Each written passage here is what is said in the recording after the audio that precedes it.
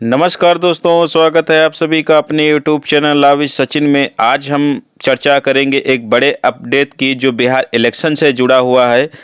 आज हम बात करेंगे बिहार की ड्राफ्ट मतदाता सूची के बारे में जुड़े उस बड़े फैसले की जिसमें सुप्रीम कोर्ट ने एक अहम आदेश दिया है। यह मामला करीब 65 लाख मतदाताओं के नाम हटाए जाने से जुड़ा है।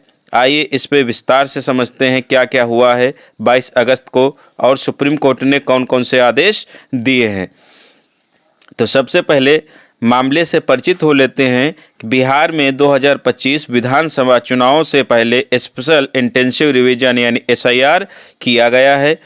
वोटों की छटनी की गई है। इस प्रक्रिया में करीब 65 लाख मतदाताओं के नाम ड्राफ्ट रोल से हटा दिए गए हैं, यानी ऐसे 65 लाख मतदाता पाए गए हैं जिनके नाम ड्राफ्ट से हटा दिए गए हैं, जो वोट से अब क्या है वंचित हैं। तो इसको लेकर कई पार्टियों ने विरोध किया और कई सारी सुप्रीम कोर्ट में याचिकाएं डाली गई थी।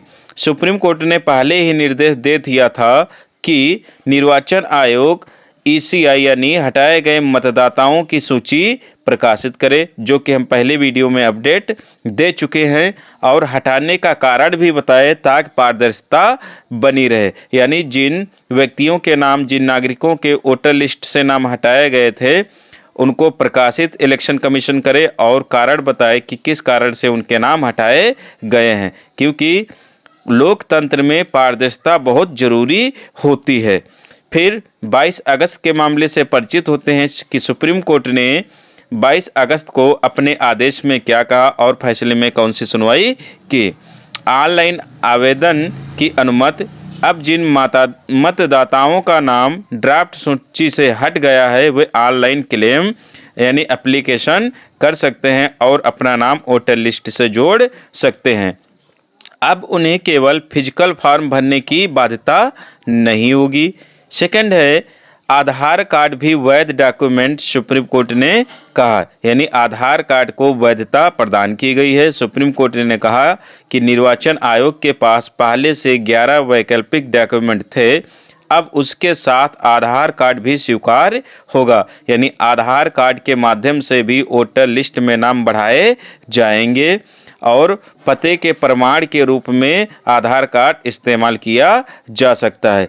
यानी पते के प्रमाण में और वोटर लिस्ट में नाम बढ़ाने के लिए आधार भी क्या है अब मान्य होगा, लेकिन उसके साथ में अन्य डॉक्यूमेंट के साथ समीक्षा की जाएगी इलेक्शन कमीशन के द्वारा। सिर्फ आधार कार्ड से वोटर लिस्ट में नाम नहीं बढ़ेगा, लेकिन अप्लाई किया जा सकता है। एड्रेस के लिए प्रूफ के रूप में अप्लाई हो सकता है। थर्ड है राजनीतिक दलों की भूमिका। कोर्ट ने 12 मान्यता प्राप्त राजनीतिक दलों से कहा है कि वे अपने बूथ लेवल एजेंट यानी बेले को सक्रिय करें। बेले का काम है मतदाताओं को आवेदन करने और प्रक्रिया समझाने में मदद करना, यानी जो पार्टियों के बेले हैं वो मतदाताओं को आवेदन के लिए सक्रिय करें, जागरूक करें और उनसे आवेदन करवाएं और उनकी मदद करें। कोर्ट ने आश्चर्य जताया कि 1.5 लाख बेले में अब तक सिर्फ 2 आपत्तियां दर्ज हुई, यानी बिहार में टोटल 1.5 लाख बेले हैं, बूथ लेवल एजेंट हैं, जिनमें सिर्फ 2 आपत्तियां ही दर्ज हुई, जबकि मामला 65 लाख के वोटरों का जुड़ा हुआ था। आपत्तियां सिर्फ 2 ही दर्ज हुई। तो इस पर ये आश्चर्य वाली बात है, क्या इलेक्शन कमीशन ऑफ इंडिया ने सही रिपोर्ट प्रकाशित की थी? अब ये सवाल उठने लगा है। मान्य दस्तावेज कौन कौन से हैं? आवेदन के साथ ये दस्तावेज दिए जा सकते हैं एड्रेस प्रूफ के लिए, जैसे voter ID, ration card, driving licence, passport, birth certificate, electricity bill आदि। कुल 11 डॉक्यूमेंट से थे, अब आधार कार्ड मिलाकर 12 डॉक्यूमेंट क्या हो गए, मान्य हो गए हैं। पारदर्शिता और लोकतंत्र। सुप्रीम कोर्ट ने साफ कहा कि यह प्रक्रिया वोटर फ्रेंडली होनी चाहिए, यानी ये जो प्रक्रिया SIR हो रही है, वोटर लिस्ट से नाम हटाए घटाए बढ़ाए जा रहे हैं, ये किसके फ्रेंडली होनी चाहिए?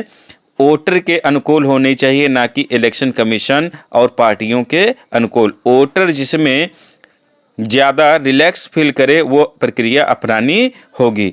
लोकतंत्र में मताधिकार राइट टू वोट नागरिक का सबसे बड़ा अधिकार है। सुप्रीम कोर्ट ने कहा अगर बड़ी संख्या में लोगों के नाम बिना सही कारण हट जाते हैं तो यह लोकतांत्रिक प्रक्रिया पर सवाल उठता है। इम्पैक्ट, इसका प्रभाव क्या होगा? नंबर 1, अब बाहर हुए मतदाता आसानी से ऑनलाइन आवेदन कर पाएंगे।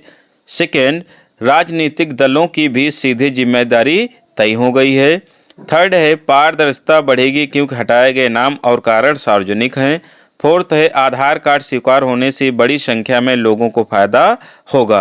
तो दोस्तों, निष्कर्ष ये निकलता है कि इस पूरे मामले में हमें यह सीख मिलती है कि चुनावी प्रक्रिया सिर्फ कागजी कार्रवाई नहीं है, बल्कि यह लोकतांत्रिक अधिकारों की रक्षा का सबसे बड़ा साधन है। सुप्रीम कोर्ट का यह आदेश न सिर्फ बिहार बल्कि पूरे देश के लिए वोटर फ्रेंडली और पारदर्शी चुनाव प्रणाली की दिशा में अहम कदम है।